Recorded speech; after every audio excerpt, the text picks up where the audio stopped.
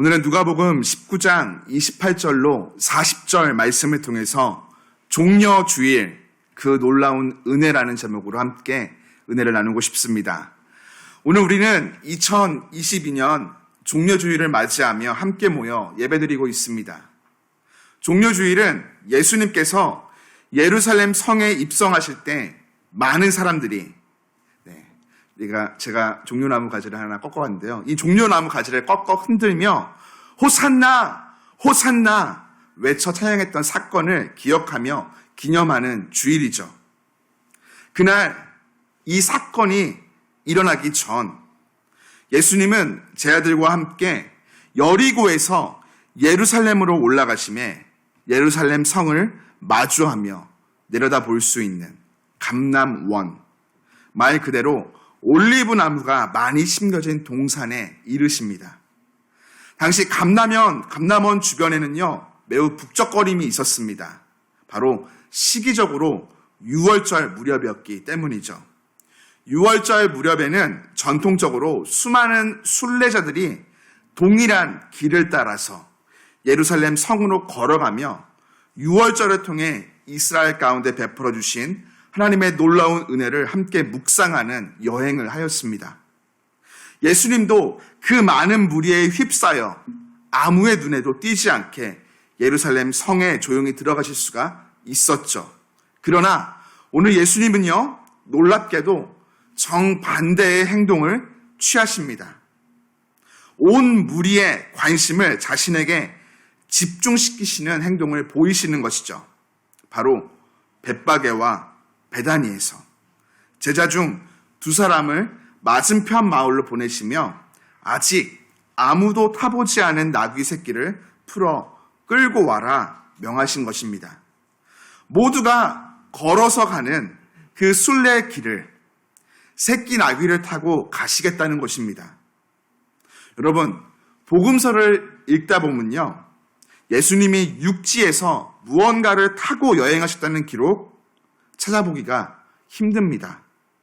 이는 곧 예수님이 감람원에 이르기까지 혹은 그 모든 사역의 여정 가운데 줄곧 걸어서 움직이셨다는 것을 상징하죠. 이를 생각해 볼 때 감람원에서 예루살렘 성까지는 약 5km, 걸어서 넉넉 잡고 1시간. 작고 굽이진 그 길을 굳이 나귀를 타고 가실 필요가 없었음에도 불구하고 나귀를 타고 가심에는 분명한 의도가 있으셨다라는 것을 보여주는 것입니다. 그렇습니다.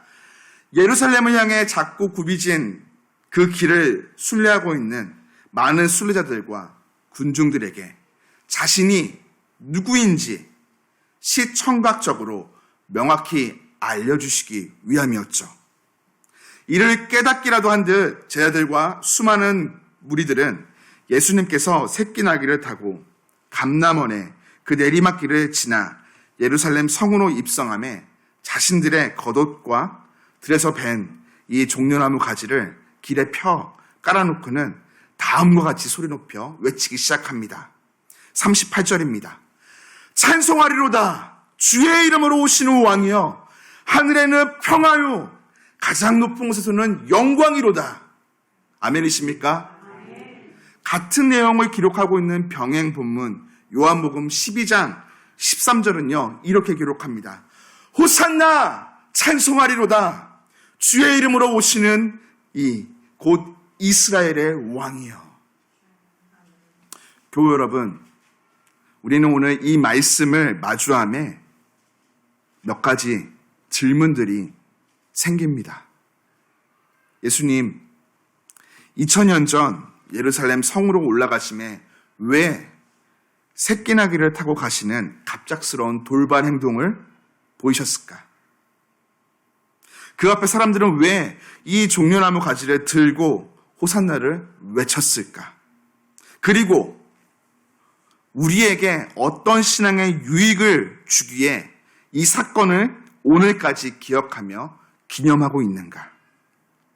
이런 신앙의 질문들의 답들은요, 하나같이 종려주의를 통해 예수님이 우리에게 베풀어 주시기 원하시는 그 놀라운 은혜를 바라보게 합니다. 먼저 종려주일이 우리의 신앙에 어떤 유익을 주는지에 대해서 함께 생각해 보고 싶습니다. 종려주일은 우리에게 내일부터 고난주간이 시작된다는 것을 알려줍니다. 그리고 곧 다가올 부활 준비를 온전히 준비하여 주십시오라고 알려주죠. 예수님께서 예루살렘 성에 들어가심은 매우 특별한 의미를 가집니다. 앞으로 그에게 있을 십자가의 수치와 고난, 죽음의 길로 들어가는 것을 의미하기 때문이죠. 예수님 앞으로 있을 십자가의 죽음을 결단하며 그 성문을 통과하고 계시는 것입니다. 고난으로 들어가는 여정인 것이죠. 예수님께서 예루살렘 성에 들어가시며 찬송을 받으시는 날을 기념하는 종려주일을 기점으로 다음 날인, 즉 내일부터 토요일까지, 다시 말하면 예수님이 십자가에 달려 고난받으사 죽으시고 부활하시기 전까지 한 주간을 우리는 고난주간이라고 부릅니다. 그렇습니다. 종려주일을 통해 우리는 내일부터 고난주간이 시작됩니다. 몸과 마음을 준비하십시오라는 신앙적인 알람을 듣게 됩니다. 종려주일을 통해 고난주간 시작 알람을 들은 우리들 무엇을 해야 될까요? 예수님께서 왜 이 같은 고난과 죽음을 당하셔야 했는가? 스스로에게 질문하며 그리스도인으로서 자신의 삶과 심령의 상태를 점검하는, 돌아보는 시간을 가져야 합니다. 구약 선지자 이사야는 이사야 53장 4절부터 6절 말씀을 통해서 예수님이 받으신 고난에 대하여 이렇게 전합니다. 그는 실로 우리의 질고를 지고 우리의 슬픔을 당하였거늘 우리는 생각하기를 그는 징벌을 받아 하나님께 맞으며 고난을 당한다 하였노라. 그가 찔림은 우리의 허물 때문이요 그가 상함은 우리의 죄악 때문이라. 그가 징계를 받음으로 우리는 평화를 누리고 그가 채찍에 맞음으로 우리는 나음을 받았도다. 우리는 다 양 같아서 그릇 행하여 각기 제 길로 갔거늘 여호와께서는 우리 모두의 죄악을 그에게 담당시키셨도다. 아멘. 그렇습니다. 예수님은 우리의 질고 죄로 인하여 시작된 우리 안의 죽음의 결과를 자신의 것으로 여기시며 모진 고난과 고통을 받으셨습니다.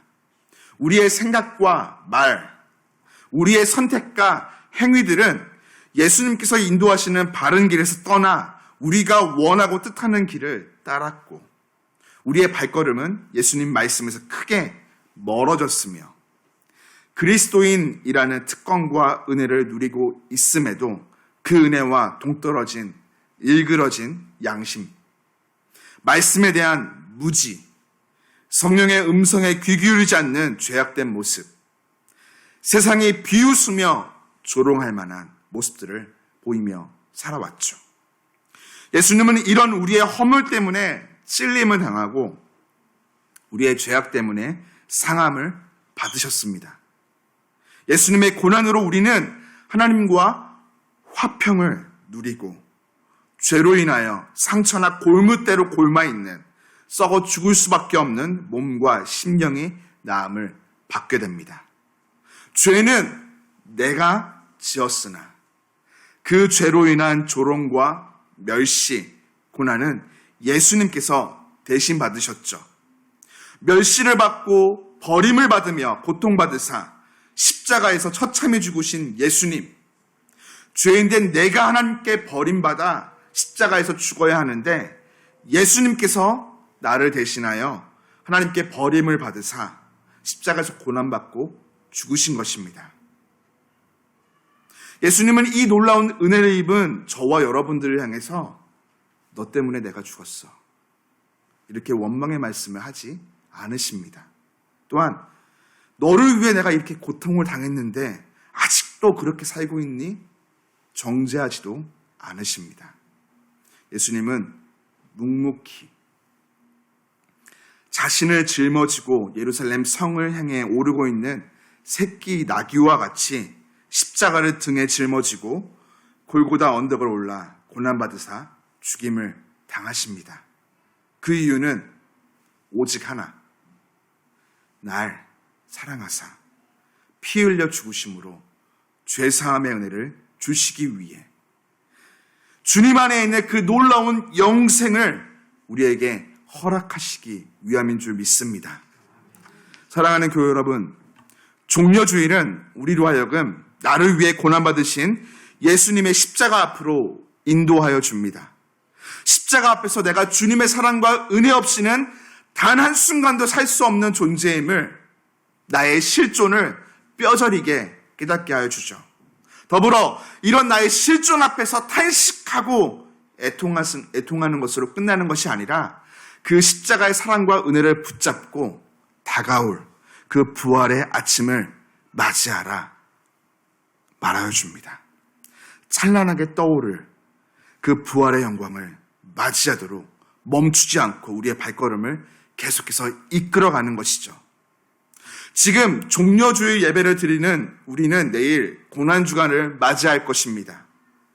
나를 사랑하사 구원하시기 위해 십자가에서 모진 고난을 받으신 예수님을 묵상하도록, 그리고 그 죽음의 자리에만 머물러 있는 것이 아니라 그 부활의 영광의 자리에까지 나아가도록 종려주일은 우리를 견실히 이끌어갈 것입니다.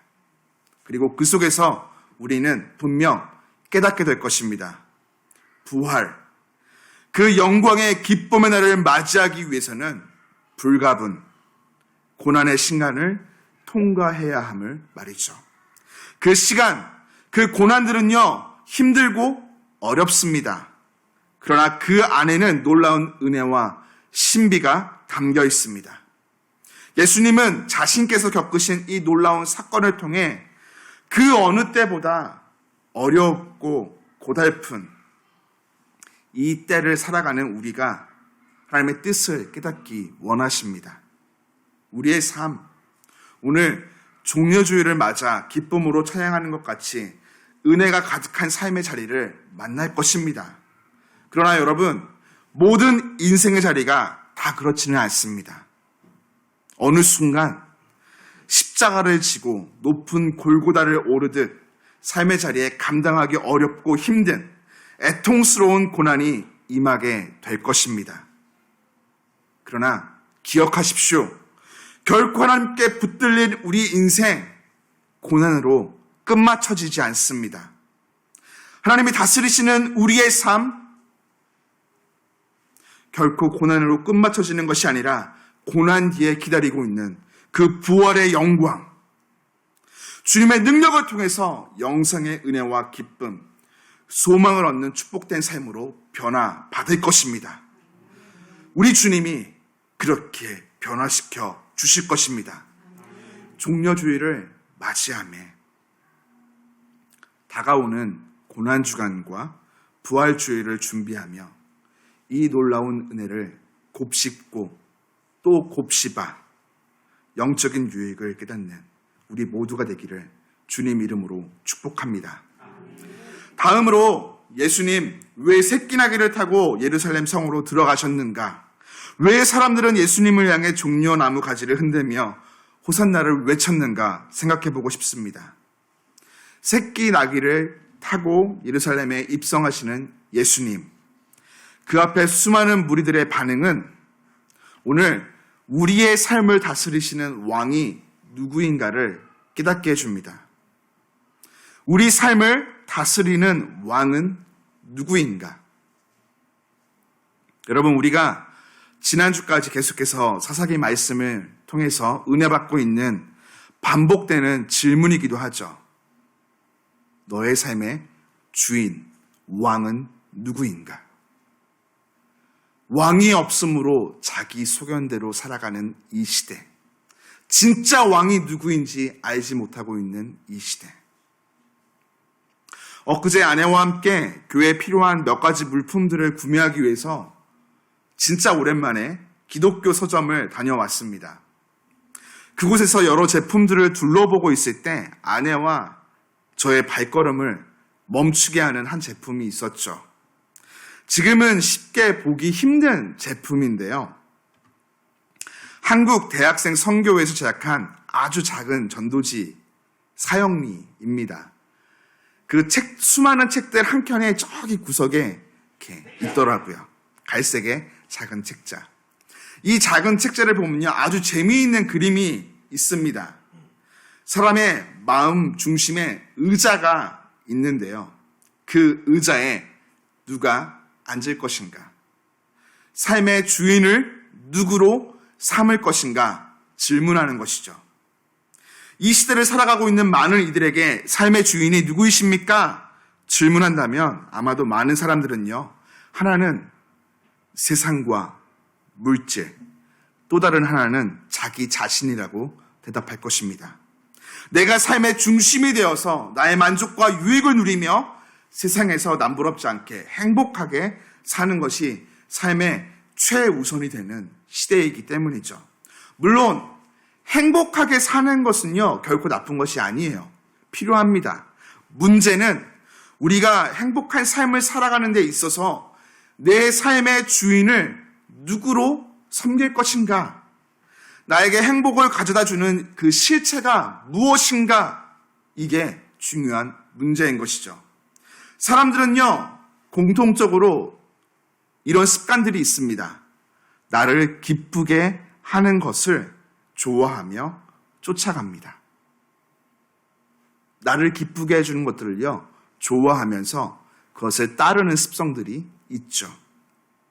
그리고 그것들이 없으면 못 살 것 같은 느낌을 받습니다. 지배당하며 섬기게 되는 것이죠. 이것은 이미 수많은 역사가 우리에게 증명하여 보여줍니다. 돈을 좋아하면 결국 돈에게 삶을 지배받고 돈을 섬기게 됩니다. 명예를 좋아하면요, 명예에게 삶을 지배받고 명예를 섬기게 되죠. 권력, 외모 다 동일합니다. 이것들은 하나같이 우리의 삶을 윤택하게 하는 필요한 조건들이지 우리의 삶이 따르며 섬겨야 될 대상이 결코 될 수가 없습니다. 필요한 조건들이 섬겨야 될 대상, 우리의 삶의 왕이 되어질 때 그것을 우리는 우상이라고 말합니다. 그것을 따르는 삶에는요, 처음에는 기쁨이 임할 것 같지만 나중에는 피폐함이 임하게 되죠. 오늘 종려주일 이 시대를 살아가는 우리 그리스도인들에게 질문합니다. 당신의 삶을 다스리시는 진정한 왕은 누구입니까? 삶의 행복을 가져다 주는 것은 무엇입니까? 이 질문 앞에 우리는 대답해야 합니다. 주 예수 그리스도 한 분밖에 없습니다. 믿음으로 담대히 고백해야 하는 것이죠. 왜 그렇습니까? 이것이 그리스도인들의 신앙, 믿음의 고백이며 정체성이기 때문입니다. 오늘 본문은요, 우리에게 이것들을 이렇게 제시합니다. 먼저 새끼 나귀이죠. 모든 사람들이 감람원에서 예루살렘 성까지 이어진 그 작고 굽이진 순례길을 다 걸어갔지만 예수님은요, 35절이 기록하고 있듯 아무도 타보지 않은 나귀 새끼를 타시고 그 길을 가십니다. 왜 이런 돌발 행동을 보이셨을까요? 우리는 구약 성경 스가랴에서 그 답을 찾게 됩니다. 구약 선지자였던 스가랴 9장 9절을 통해 이렇게 고백하죠. 기름 부음 받은 진정한 왕, 구원자, 메시아가 예루살렘의 왕으로 들어오실 때 그는 겸손하여 나귀를 타고 오시는데 나귀의 작은 것, 곧 새끼 나귀이다. 시온의 딸 이스라엘아, 그 앞에 크게 기뻐하고 즐거이 불러라. 아멘. 예수님은 지금 수백 년 전 하나님께서 스가랴를 통해서 예언하셨던 말씀을 성취하시기 위해서 친히 나귀 새끼를 타고 예루살렘으로 올라가고 계십니다. 이는 하나님의 예언의 성취로서 예수님이 왕이심을 증거하죠. 그렇다면 왜 스가랴와 예수님은 그 많고 많은 짐승들 중에 굳이 하필이면 나귀 새끼를 선택하였을까요? 우리는 예수님이 유대인이었다는 것을 잊어서는 결코 안 됩니다. 예수님 유대인이셨죠. 유대인들에게 나귀는요, 크게 두 가지로 각인되어 있습니다. 이미지가 있는 것이죠. 하나는 겸손과 섬김의 짐승입니다. 나귀를 한번 생각해 보시겠어요? 자연스럽게 귀가 축 늘어져 순해 보이죠. 주인이 아무리 힘든 일을 시켜도 불평 없이 겸손하게 순종하는, 주인을 기쁨으로 섬길 듯한 느낌을 보여줍니다. 그리고 또 다른 이미지는 화평입니다. 고대시대 다른 나라와의 싸움에서 나라를 대표하는 대장이 다른 나라를 향해 전진함에 용맹하고 름름한 말을 타고 가는 것은요, 당신들과 내가 싸우겠습니다 라는 것을 상징하였죠. 이와는 반대로 나귀를 타고 가면요, 당신들과는 싸울 마음이 전혀 없습니다. 화평을 맺고 싶습니다 라는 마음을 상징하였습니다. 스가랴의 예언같이 예수님께서 새끼 나귀를 타고 예루살렘 성으로 올라가신 이유는요, 하나님께서 예언하셨던 말씀처럼 예수님께서 자신 스스로 겸손의 왕이심을, 죄인들에게 십자가 구원의 은혜를 베풀어 주시는 구원의 주이심을, 죄의 결과로 하나님과 우리 안에 막혀있는 그 담을 허물어 주시는 평화의 왕이심을 밝히 드러내 보이시기 위함이었습니다. 그렇습니다. 교회 여러분, 겸손의 왕, 구원의 주, 평화의 왕이신 예수님의 임재가 지금 가장 필요한 곳이 있다면 어디일까요? 여러 곳들이 있겠죠. 제 안에는 우크라이나도 있습니다. 그러나 지금 가장 필요한 곳이 있다면요, 바로 오늘 저와 여러분들의 삶의 중심인 줄 믿습니다. 겸손과 섬김, 평강의 왕으로 오신 예수님께서 내 삶의 중심에 계시지 않는다면 우리의 삶은요, 영원히 죄악 가운데 짓눌려 세상 가치와 자기 자신을 왕으로 모시고 살아가거나, 혹은 사사기와 같이 왕이 없다고 말하며 자기 소견에 옳은 대로 살아가는 죄악, 이 죄악으로 점철되는 소망 없는 삶을 살아가게 될 것입니다. 교회 여러분, 세상은 지금도 세상의 가치인 권력, 명예, 물질로 통치하는 왕을 원하며 그 속에서 자신의 행복을 찾고자 합니다. 그러나 오늘 우리는 달라야만 합니다. 세상에 살지만 세상에 속한 사람이 아니기 때문이죠. 권력과 명예와 물질이 아닌 겸손과 섬김, 평화로 이 땅에 나를 찾아오신 예수님을 나의 왕으로 삼고 그 다스림 속에서 진정한 삶의 행복을 찾고 누려야 하는 것입니다. 이어서 성경은 우리에게 예수님이 누구이신지, 우리의 삶에 무엇이 행복을 가져다 주는지 무리가 벗어 깔아놓은 겉옷으로 그 답을 알려줍니다. 오늘 우리가 함께 읽은 본문 36절을 보면요, 제 아들이 예수님께서 타실 새끼 나귀 위에, 그리고 많은 군중들은 새끼 나귀를 타고 가시는 예수님의 그 길 위에 자신들의 겉옷을 펼쳐놓습니다. 여러분, 예수님 당시 사람들이 입었던 겉옷은요, 네모난 옷이었습니다.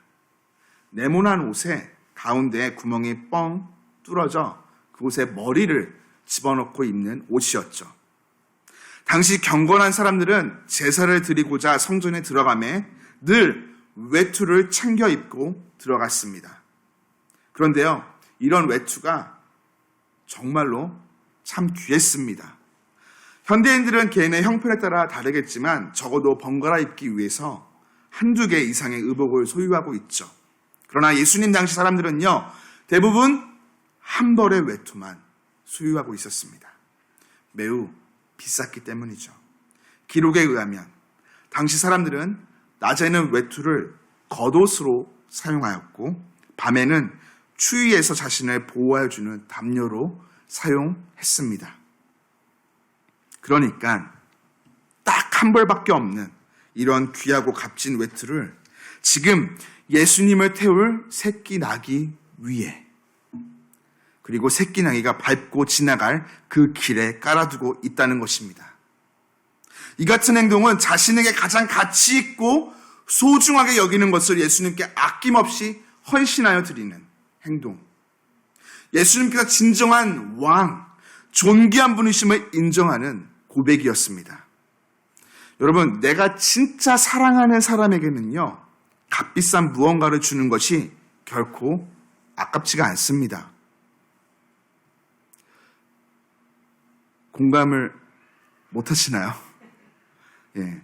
여러분, 이미 사랑하시는 배우자들과 자녀들을 통해서 이미 경험하셨죠. 아무리 값비싼 것을 줄지언정 아깝지가 않고요. 그것들은요, 큰 행복과 기쁨이 되어지죠. 오늘 저와 여러분들의 삶의 자리에서 가장 가치 있고 소중한 것이 있다면 무엇이 있을까요? 각자마다 다를 것입니다. 여러분, 그것을 우리의 왕이신 그 존귀한 예수님께 아낌없이 드릴 수 있으신지요?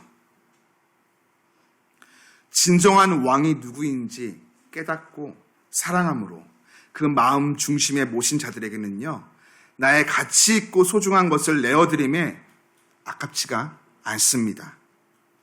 기쁨이 되어지고 행복이 되어지죠. 이는 내 삶에 예수님보다 더 가치 있고 소중한 것은 없습니다. 예수님만이 내 삶의 모든 것 되시며 진정으로 존귀한 왕이십니다. 인정하며 고백하는 행동이 되기 때문입니다. 여러분, 오늘 종려주일을 맞이하며 우리 입술과 마음 가운데 이러한 진실된 고백이 있기를 소망합니다. 함께 고백해 보실까요? 예수님만이 나의 왕이십니다. 여기까지는 다 고백하시죠. 다음 고백입니다. 예수님이면 충분합니다.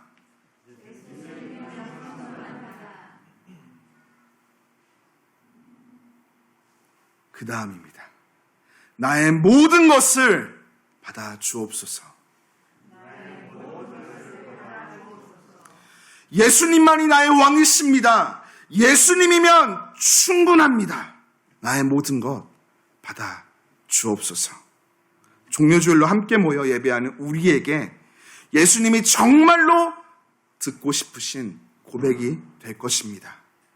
저와 여러분 모두가 우리의 존귀한 왕이신 예수님께 이 진실된 삶의 고백을 올려드리며 참된 행복, 기쁨을 누리기를 간절히 축복합니다.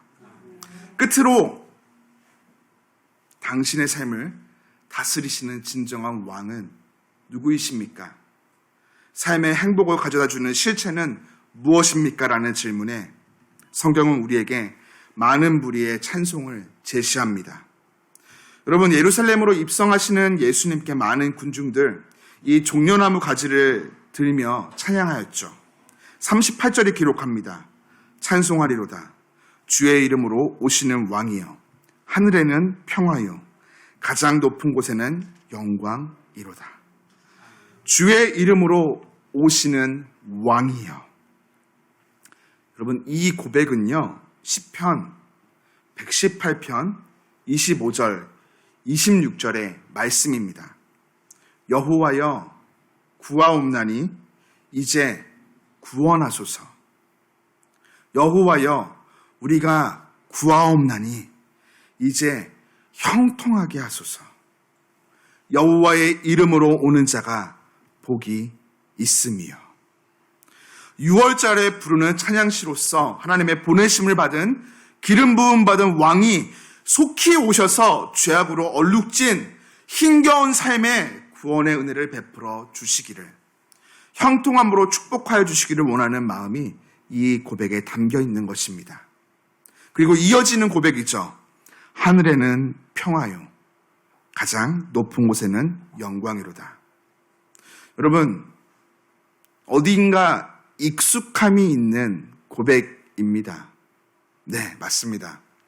예수님이 이 땅에 태어나셨을 때 수많은 천군과 천사들이 고백하였죠.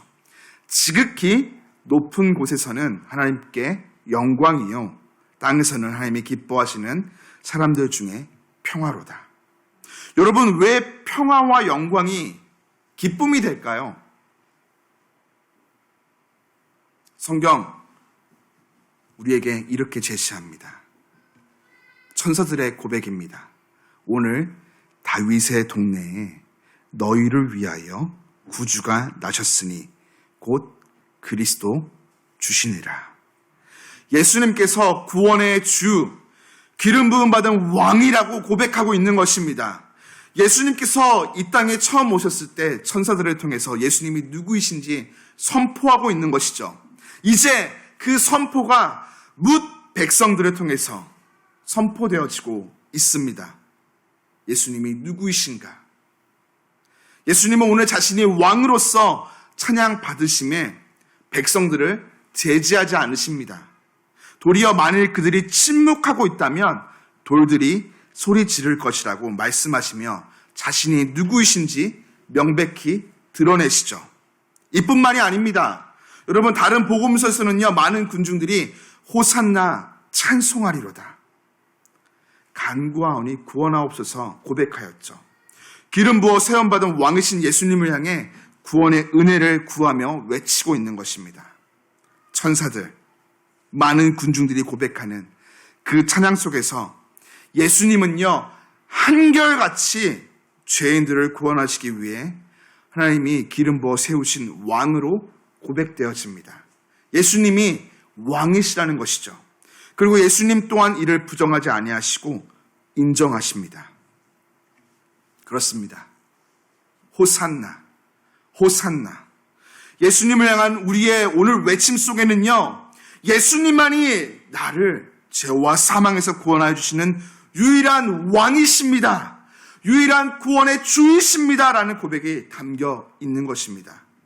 무엇을 나의 왕으로 삼으며 무엇을 통해서 참된 행복을 얻어야 하는지 헛갈리는 이 시대 속에 종려주의를 맞이하는 우리들, 온맘 다해 외쳐 호산나를 부름에 이 마음이, 이 믿음의 고백이 담겨 있어야 한다는 것입니다.